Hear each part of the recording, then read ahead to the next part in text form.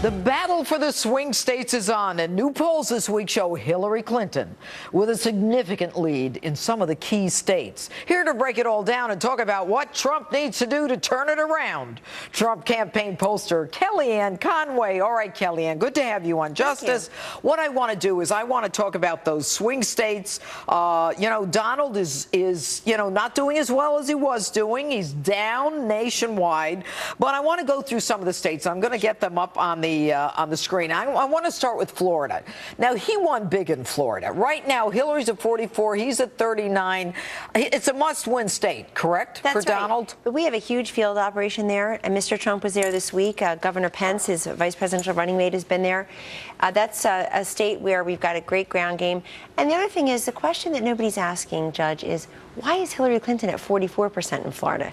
If Donald Trump really takes the wings off of butterflies, as the mainstream media tells us every day, if she's very defined, if she has all the king's horses, all the king's men, all this staff, all this money, all this support, why are her floor and ceiling so dangerously close together? His number is more likely to be dynamic and on the move.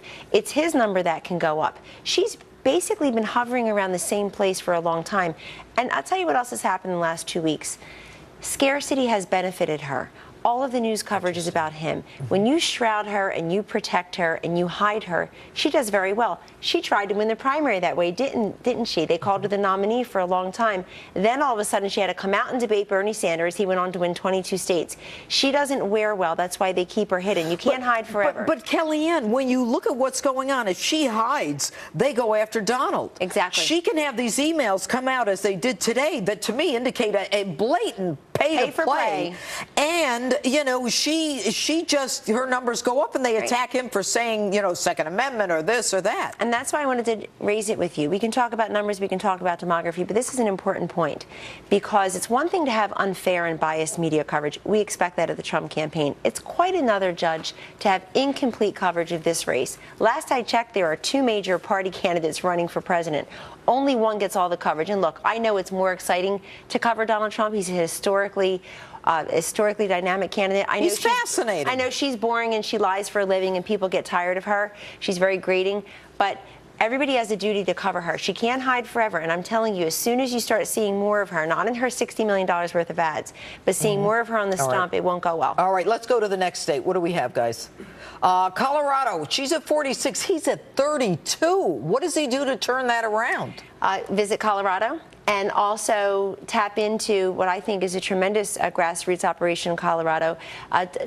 Mitt Romney lost that state by 6 points plus, so that's a state that has been elusive. Is it the Hispanics in Colorado? Well, Mitt Romney got less than 30% of them in Colorado. So for all the people who are on the ledge, hand-wringing, it's all over, they should go back and look that we weren't left with a very good hand to play there, structurally, institutionally, by the last Republican nominee. But no Republican nominee is going to end up with 32% of the vote in Colorado. I think there are 5 states in play right now. I'd expand into Colorado a little bit later. But if you talk about Ohio, Pennsylvania, Florida, all right, let's go to the next state. Let's go to the next state, guys. We've got North Carolina, Hillary 48, Donald 39. No, we see it tighter inside. We have a tighter race internally, Judge. And the fact is that that's another place where both Pence and Trump have been often recently and will continue to go. It's a state where you've got a Republican governor who's up for re-election this year. That will play into this. Haley McCrory. Pat McCrory.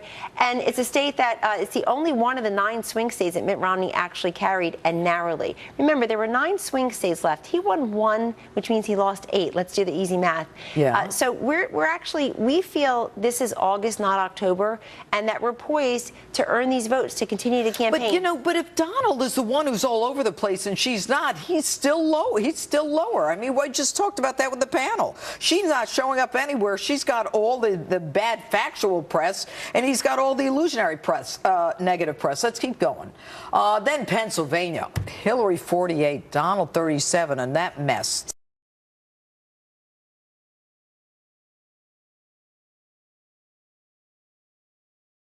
Donald 37 and that mess. So Let's we talk need to about increase our margins in the suburbs of Philadelphia, Bucks, Berks, and Montgomery County. There's no question that needs to happen there, too.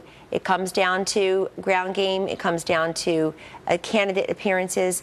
And that's also a state, though, that, again, Governor Romney lost by 7 points. And I keep going back to that for a very simple reason. I want people to understand that these institutional problems for a Republican nominee did not begin with Donald Trump. Yeah, but nobody cares about that. Nobody cares about Romney. You know, he lost. If he lost, he's saying Donald's going to lose. Let's go to the next state. No, he's going to win Pennsylvania. How could he win it? He's in a mess. Because it's August, not October. Let's talk again. He was ahead in Pennsylvania a month ago. He will be there again. What's the next state? Iowa. Okay, he's ahead. Iowa's fascinating, and Iowa's a state that does not like Hillary Rodham Clinton. Why? She came in third there behind Obama and John Edwards. Why? In 2008.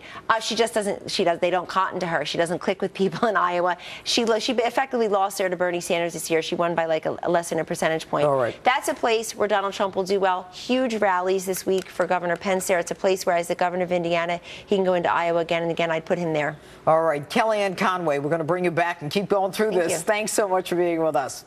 And who will millennials turn the lever for in November? We're debating it right here next. Stay with us. This program is brought to you by Subaru. Love